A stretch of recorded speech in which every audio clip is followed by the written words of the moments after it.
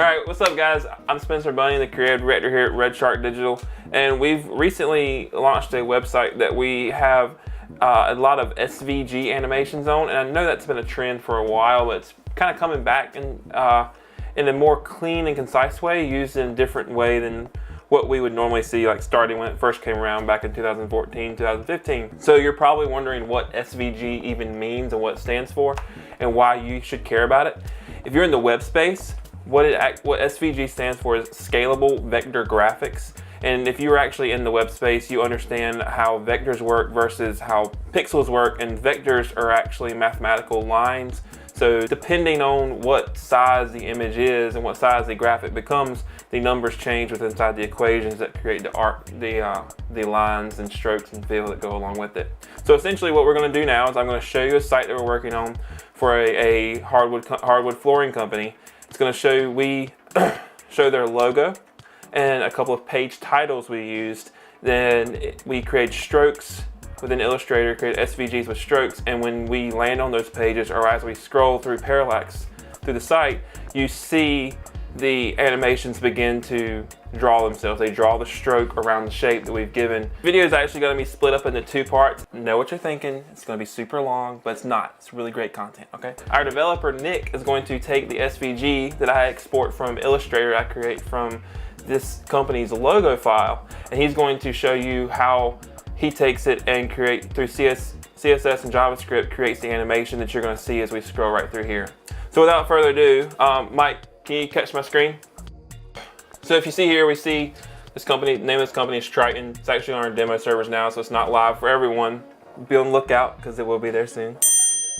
When you scroll here, you see this SVG begin to animate.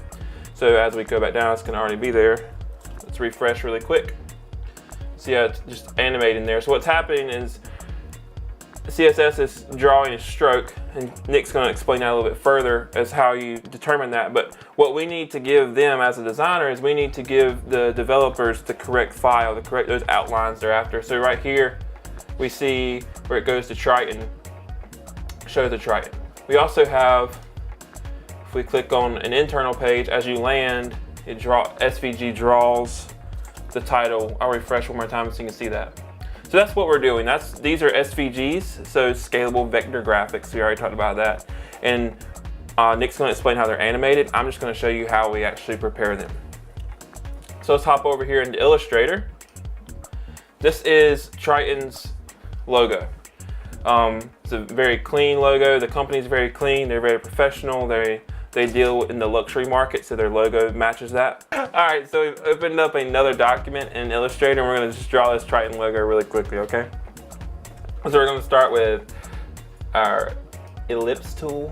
By holding shift, I'm gonna draw a perfect circle.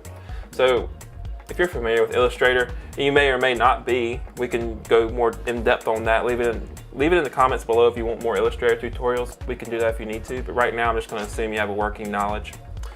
So we're going to come here to our stroke. We're going to make it a little bit bigger. We're going to put it on the inside here, stroke window. And I'm going to zoom in a little bit so it centers up. There we go. We have this. We have this Triton logo, this circle that we need. We have it there. Over here in our layers panel, we're going to name it circle. And I'll explain a little bit more to you as to why those layers are important when we get to the export process. But for now, just understand it's always a good process, a good part of your process to have a really clean naming convention, because you never know when you're going to have to come back to your files a year later, 2 years later, and you don't want to have to dissect them and go through unnamed objects and things like that. Okay, the circle's named, so now the next part of the draw is 3 rectangles. It's a super simple logo, so it's not going to take a lot of time. We have this rectangle here. I'm going to drag it over, drop it in the center. Going to go ahead and get this one lined up over here. I'm going to do Shift Option twice. Give me 3 of them, 3 of these rectangles. I'm going to hold Shift to drag straight across. Going to select all 3. Going to come up here into our line settings. Do the horizontal distribute so they automatically center there. And if you didn't know that was a thing, I highly suggest you understand the alignment window inside of Illustrator. It saves my life on a daily basis. So what I'm going to do is I'm going to grab the circle, I'm going to center align this. Oh shoot, guys. Didn't mean to do that one. I just need to center line it horizontally, not vertically. So here we go. Here's our logo.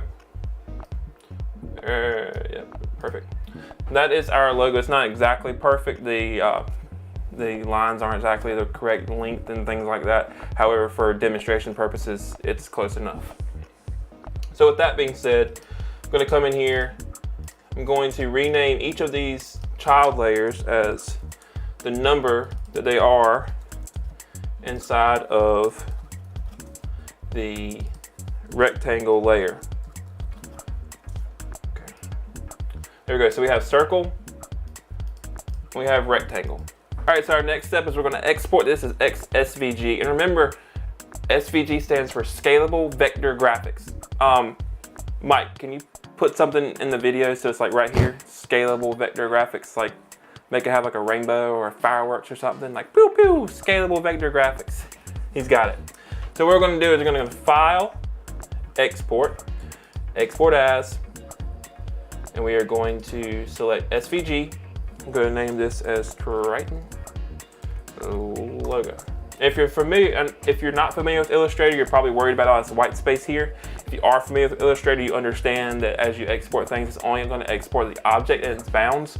If you ever have a time when you need to export all of it, you're going to choose artboards and then range, whichever range you'd like to do. For right now, we just need that circle to go to him because he's going to control the padding in CSS, and you'll see that when he talks to you. We're just going to export the SVG. Going to select export. My window popped up on another screen. So right here, object IDs, layer names. So these layer names over here, circle and rectangle, those are going to be the things that the developer looks for when he's creating the object. So he's going to animate object circle at a different speed than he'll animate object ID rectangle. So you follow what I'm saying there? Just understand that your developer is going to see these as objects, whereas we see them as layers.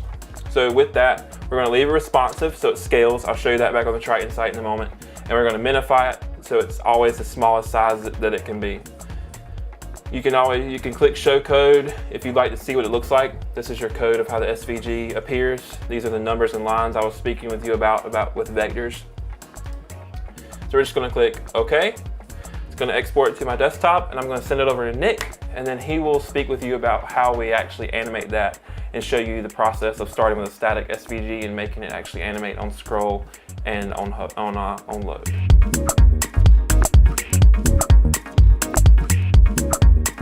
Okay, so once Spencer's done with it, this guy gets to take over. Now it's pretty simple, but there are a couple of things that do need to be done before we can even really get started.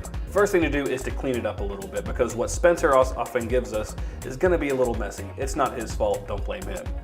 Once we've done that, which I've already done, I can see the different elements. I have a circle and 3 rectangles that make up this shape. Anytime I refresh it, you can actually see the animation as it happens. The animating part is going to be pretty simple. The classes are already going to be there, so start with giving it a property of stroke-array, and I'm just going to give it a really big number. You can see here I have 3,000. That's really just so I don't have to worry about size, because the good thing about SVGs, in case Spencer didn't tell you, is they are scalable.